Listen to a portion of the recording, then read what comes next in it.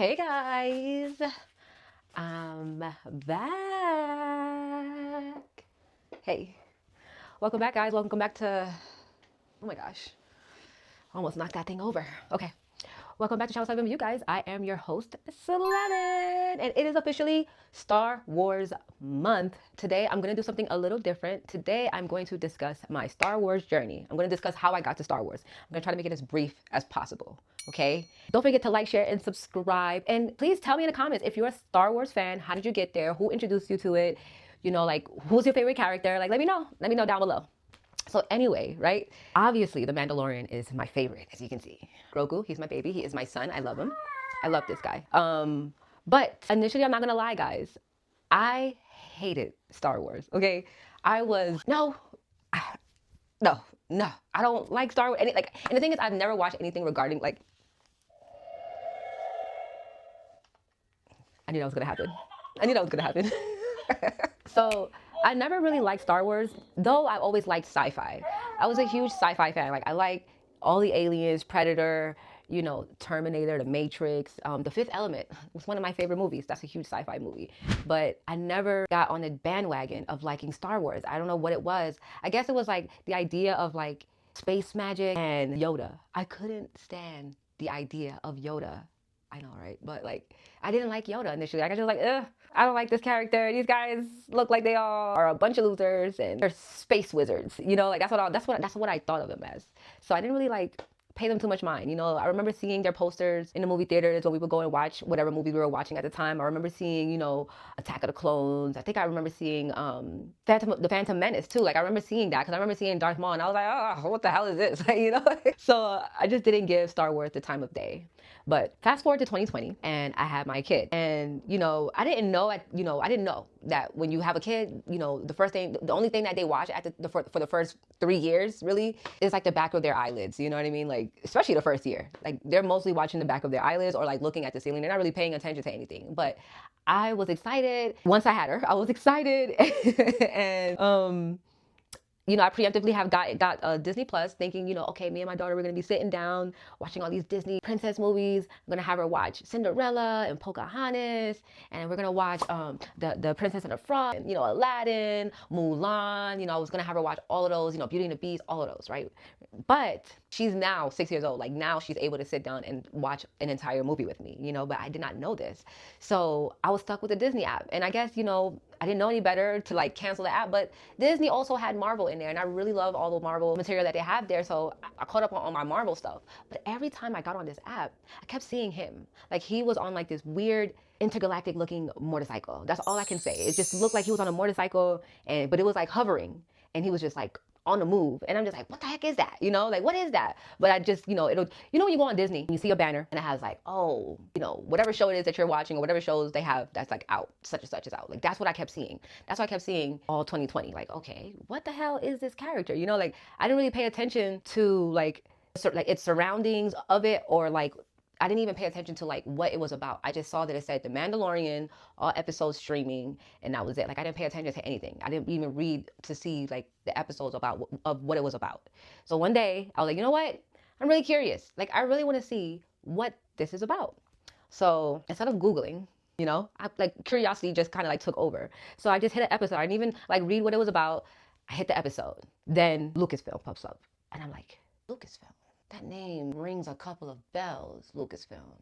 And then like, you know, when you're watching a Star Wars show or movie or whatever, helmets and whatever pops up. And I'm just like, and then Star Wars, I'm just like kicking myself in a freaking head. Like, oh my God, this is Star Wars.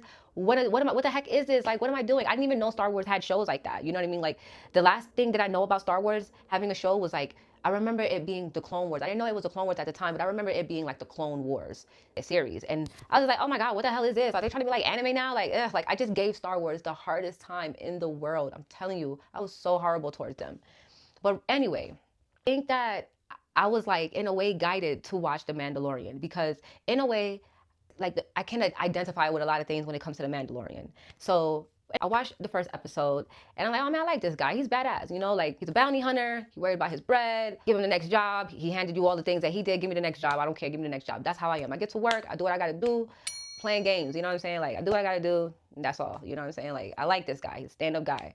So the episode, the first episode is basically they give him a job to scoop this baby up, basically. But he doesn't know that it's him yet. So they give him like this tracker, and he's like, hey, get this. He's 50 years old or whatever, or the being is 50 years old. Get this, bring it back to us. Do what you got to do. Go get the package, bring it back. Little do he know that like mad other the same tracker as well. Mad bounty hunters. I'm talking about like all of them that's a part of the guild. All of them has the same tracking thing to get to the package. So anyway, bounty hunter, he succeeds. Like I said, he's very efficient. He does what he got to do, gets the job done, gets the package.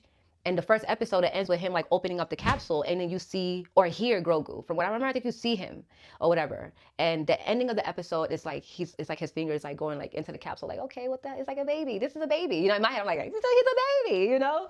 But I'm still, you know, in a way, I guess I'm trying to figure out what this guy is. So he was taking Grogu back to where he needed to, where he basically the people who wanted him back, the Empire, basically is the Empire. He was so silly. He just kept doing things like a baby. He's just a baby. He kept taking like the little ball out of the joystick in his ship so he can play with it. You know, it was cute, you know, whatever.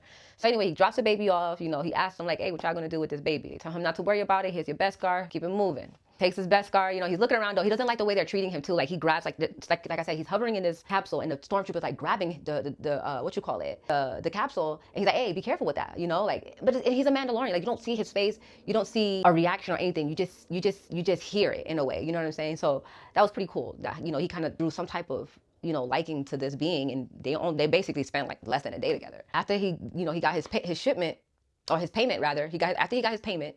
He gets his whole new Beskar, you know, armor, all updated, right? He gets to his ship, he's about to pull off, but the joystick is missing the ball. Nigga, he depowered the ship and went and got Grogu, and he's been on a run ever since. With Mando, you know, I really kind of saw a lot of myself in him in a way. You know, like he was at first, you know, I'm sorry, worried about getting his money, but then at this baby, and now he's taking care of this baby. Me, it sounds crazy. I love my baby. I love her very much. I love her with all my heart. But growing up, you know, like being a kid, obviously being a kid, but being like a teenager, being in your 20s, being in my 20s, I never thought to myself of being a mother. Like I never thought about having kids. I never wanted to have kids. It was just nothing. I just didn't have that plan. Like I was like, nah, I'm not gonna have any kids, you know. But Maya came along and it happened. But the minute that I heard her heartbeat. The minute I felt her move inside of me too. Like, you know, she just changed me. Like 3 different times she changed me. When I heard her heartbeat, when I felt her move, I heard her cry. I was a completely different person. Like she completely changed me. And I became like this huge mama bear, you know? And it's just been me and my baby ever since. And I just been doing what I had to do for my baby and nobody else. You know what I'm saying? Like I make sure that my baby is taken care of. I make sure whoever is around my child is a safe person to be around my child. Just like the Mando. Anytime someone's around him, he's on them. He's like, you know what I mean? Like he's watching them. I remember they was at some planet, you know, on the run, some planet. And it was these kids that was like, you know, trying to play with him. And he was just like, he was on them, you know what I'm saying? Like he was on them. Granted, I think he was about to leave him there, but you know, he wasn't safe without him. So it's just a really cute story to see through Star Wars. Like ironically, and then going down this rabbit hole, and that's how I fell in love. This is what I was supposed to be talking about anyway. That's how I fell in love with Star Wars, because watching The Mandalorian, it made me realize like, okay, this story's in the middle of something, because there's like stormtrooper helmets like on pikes, I guess that's what it's called.